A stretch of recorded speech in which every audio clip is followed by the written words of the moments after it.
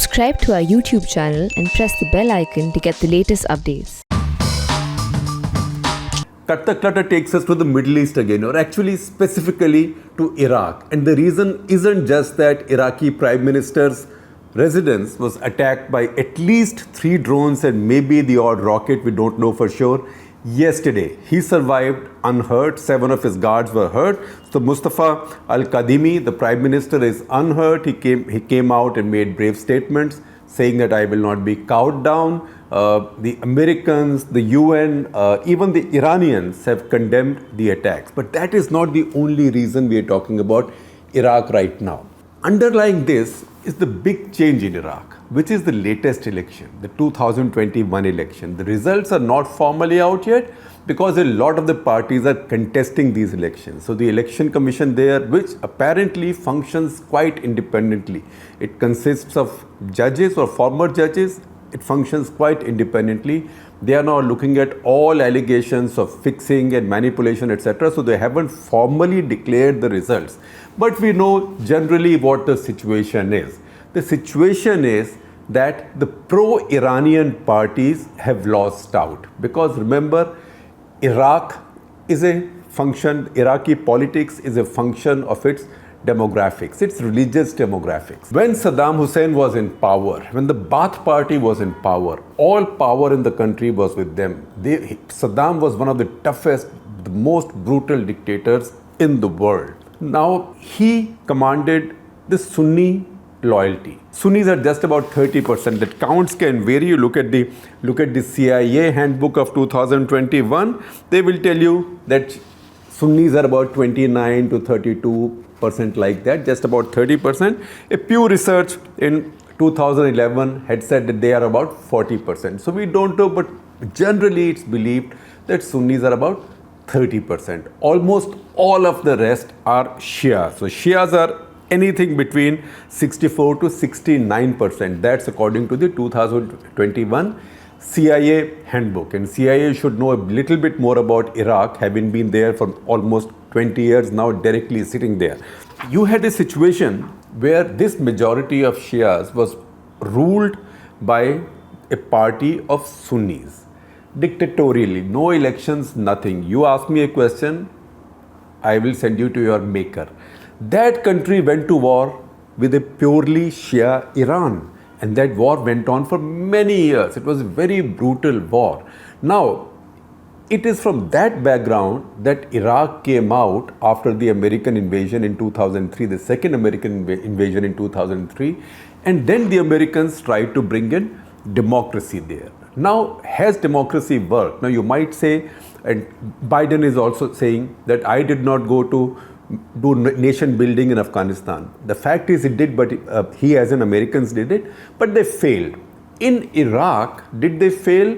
Now, there is more and more evidence that maybe in Iraq that failure wasn't that total. In fact, it may indeed be a success. Iraq today might be becoming the only Arab country with a proper election, which has had since 2004, since the first election, 6 peaceful changes of power, including the latest one. There were protests in 2019, that government fell. After that, the president reached out to many other likely leaders, I think at least 3 to become prime ministers. Nobody agreed. Mustafa Al-Kadhimi, who had been the state government's intelligence agency chief, he agreed to do it, and he's an interesting guy. He's just about 53, 54, and he is a British Iraqi because he was a rebel against Saddam Hussein. In 1985, he had gone into self-exile, first to Iran, then to Germany, and then settled in UK and took UK citizenship. As the Americans came in and the British with them, allies, in 2003, they also brought in Mustafa Al-Kadhimi, or Mustafa Al-Kadhimi came on his own, and since then he's been there watching national security and then heading the intelligence organization. So he was then appointed Prime Minister. He was appointed Prime Minister by the President, who is Barham Salih. He, interestingly, is a Kurd, and he was earlier leading the Kurdish province. So he is a Kurd. So the President is a Kurd. Real power is with the Prime Minister. So he appointed Mustafa Al-Kadhimi on the presumption that an election will soon be held, a fresh election. Then came COVID, so this election is held now. Now in this election, the pro-Iranian parties have lost out, that I have told you. In fact, they've lost out to the extent that they are reduced to about 1/3 of their earlier strength. And I will give you the details. Now, who is it that has won?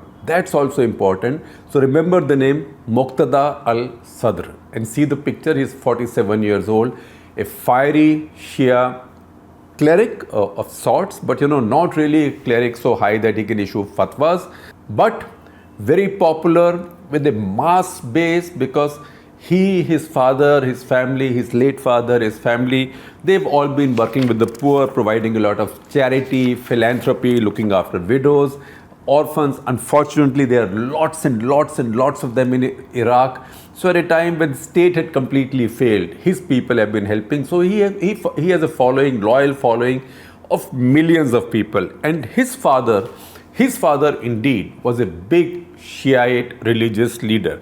He was Grand Ayatollah Muhammad Sadiq al-Sadr. Sadiq al-Sadr protested against Saddam Hussein at his peak. And he said he wanted freedom of religion for the Shias. And Shias are the majority.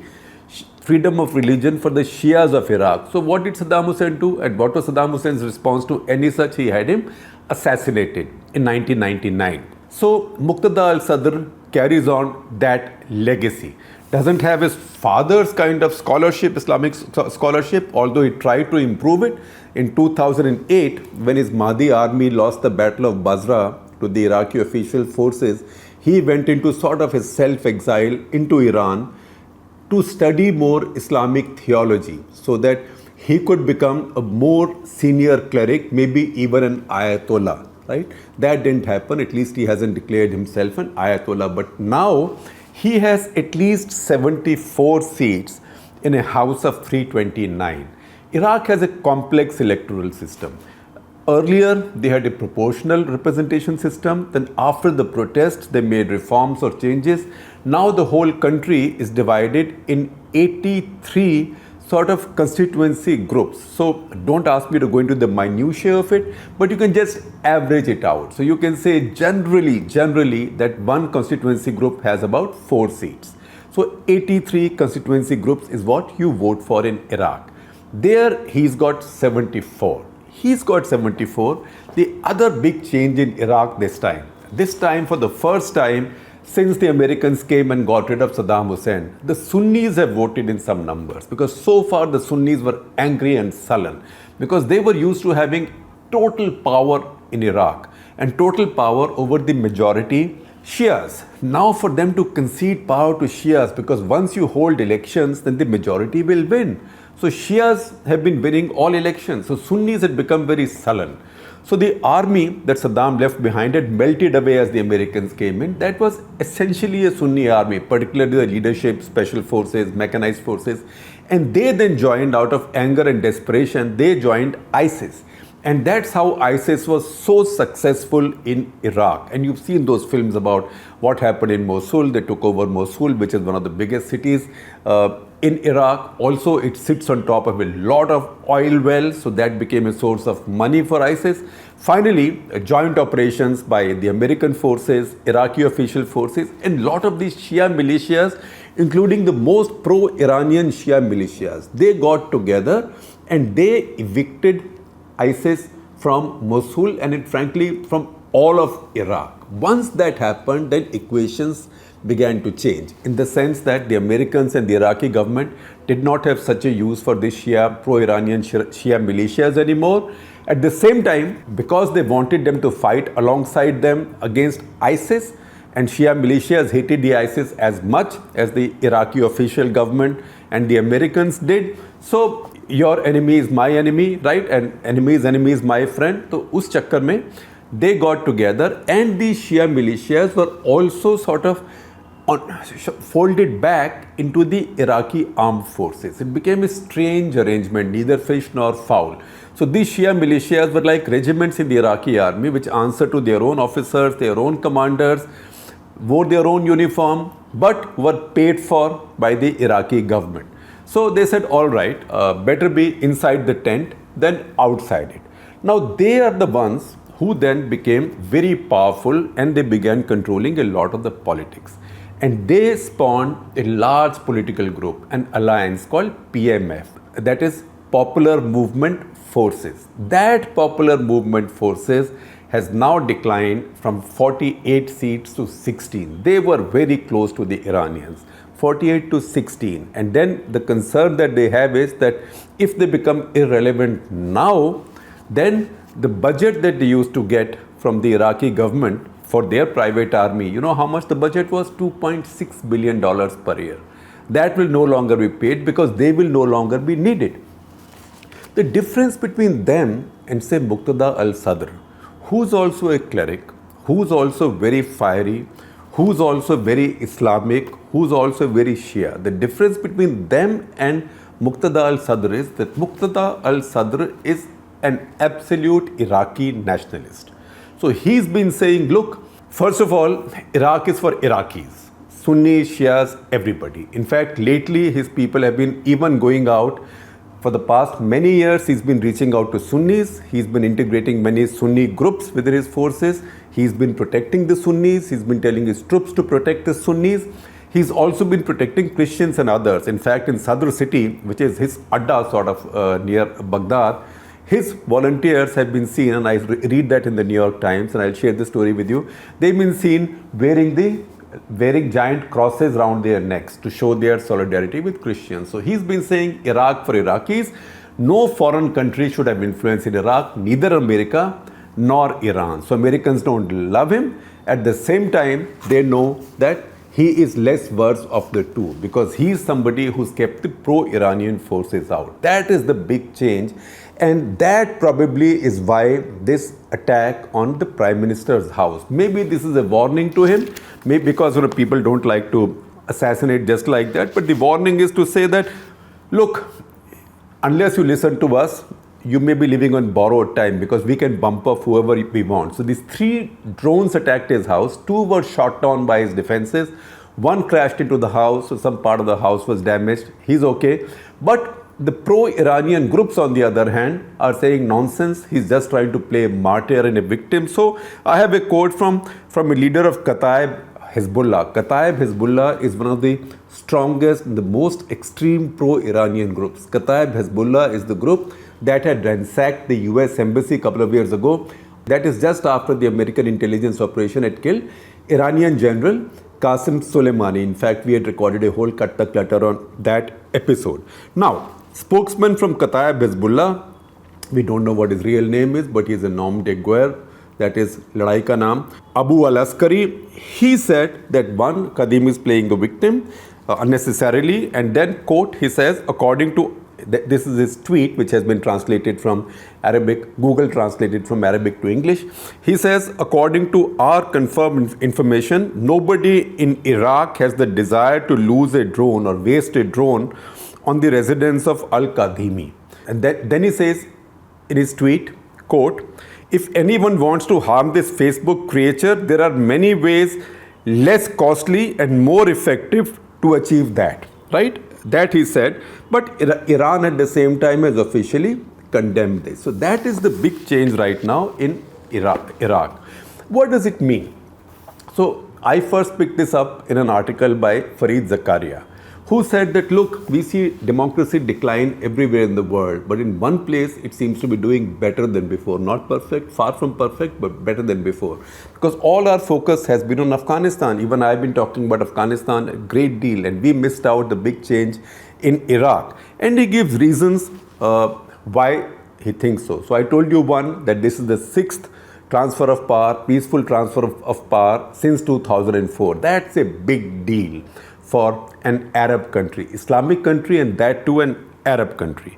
Also, meanwhile, a reasonably, it's not very free, but some kind of a diverse media has come up in Iraq, which is also a big change, right?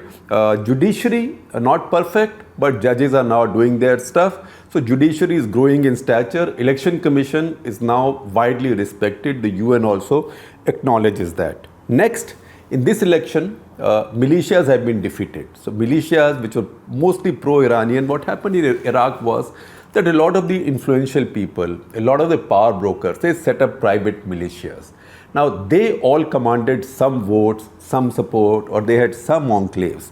This time, militias have been defeated. So, for those who have been trying to build a new nation in Iraq, they've been saying that this is the victory of the state against private forces, against private militias. So, that's a big change.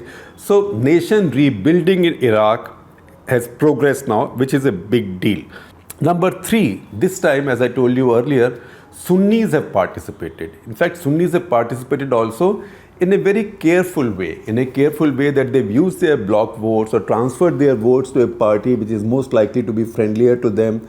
And in the process, Sunni parties now have nearly 50, at least 50 seats in the House of 329. So they can now decide who will rule Iraq. So once again, the project of bringing Sunnis and Shias together, not by force, seems to be moving ahead, because it's very difficult for anybody now to form a government without the support of the Sunni parties. And Sunnis have a leader as well, the former Speaker of the Parliament. I will tell you about him. Now, Muqtada al-Sadr, we told you, he's anti-American, but he's not a client of Iran. That is important. Third, Mahdi army. You might say that he's saying, let there be peaceful elections, let Iraq be built around Iraqi nationalism, but he has a private army, the biggest private army, the Mahdi army, which fought the Americans, which fought the Iraqi state armed forces for such a long time. But the statements that he is now making, he is indicating that all private armies, militia should be disarmed, and he is quite open to the idea of getting his own army also disarmed. In fact, his spokesman has been quoted by the New York Times as saying that in great detail, in fact, even claiming that he's now more like Martin Luther King and Mahatma Gandhi. He wants democracy.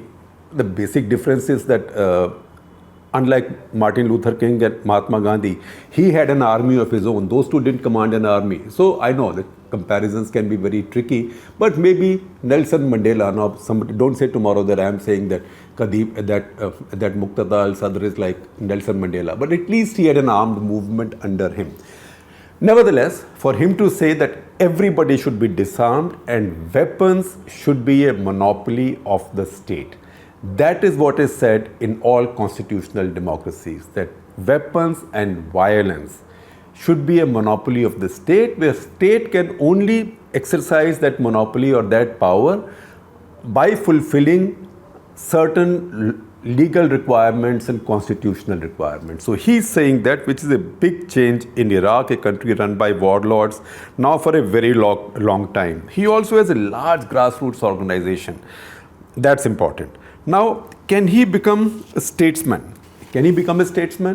He seems to indicate that he wants to, because all his statements lately have been like that, and he is 47, so he's got stakes in what's going on. The next point that's important is that pro-Iranian forces have been thrashed this time. Sunnis are back in the fold.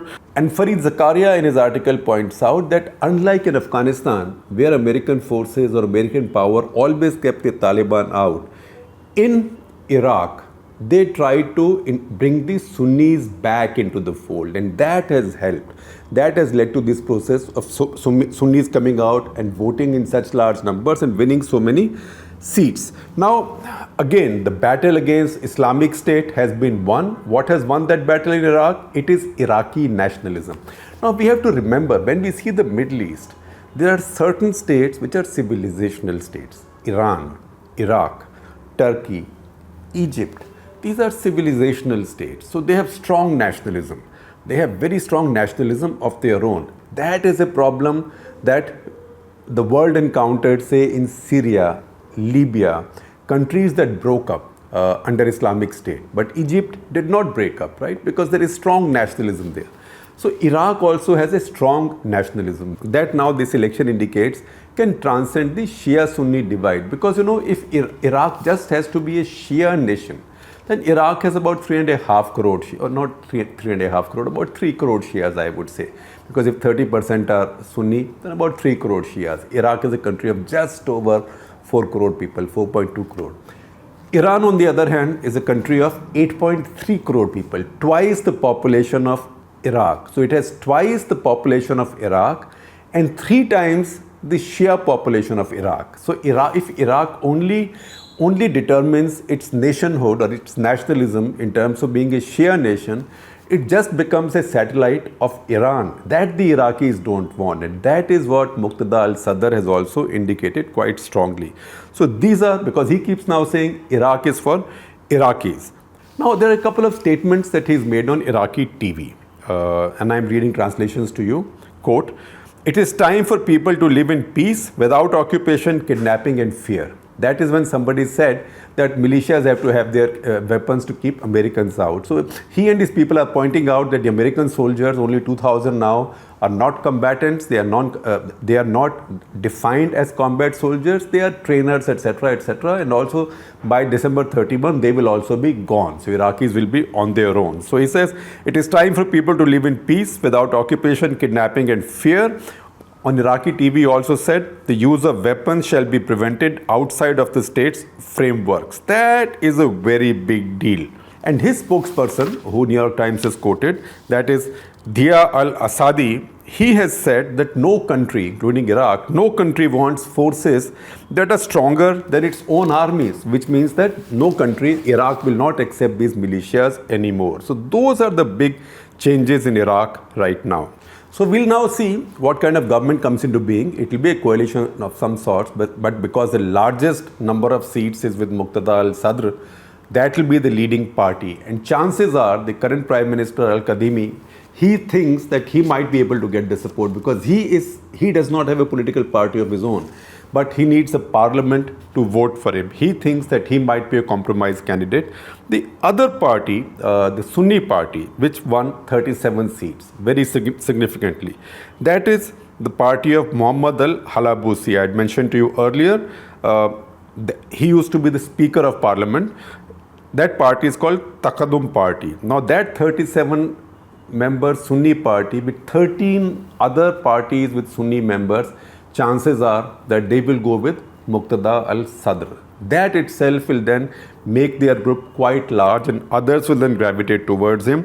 There is also 35 members with the party of Nurul al-Maliki, who's a former Prime Minister of Iran. He's generally been close to Iranian militias. Let us see where he goes.